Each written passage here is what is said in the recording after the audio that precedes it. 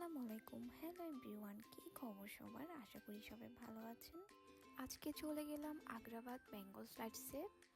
আর এখানে দুই পাশে মেনু দেওয়া আছে, যার যেটা খেতে মন চায় মেনু থেকে সিলেক্ট করে।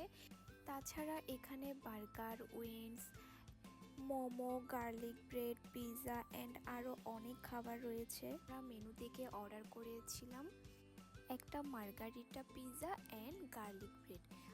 আর ওরা এখানে পিৎজার ডোটাকে রেডি করছে, দেন আস্তে আস্তে এটাকে বড় করছিল।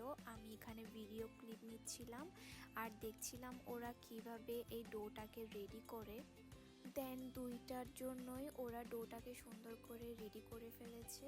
অ্যান্ড এখানে দেখি পিৎজার জন্য ওরা এখানে যা যা দেওয়ার সব কিছু দিচ্ছিল, অ্যান্ড আমি এখানে দেখছিলাম অনেক সুন্দর করে করছিল। ফার্স্টে এখানে পিৎজা সস দেওয়া হয়েছে, দেন এখানে অনেকগুলো চিজ দিয়েছে। আর আমি ভাইয়াকে বলছিলাম ভাইয়া চিজটা যেন অনেক বেশি হয়, কারণ আমার চিজ বেশি হলে পিৎজা অনেক বেশি ভালো লাগে।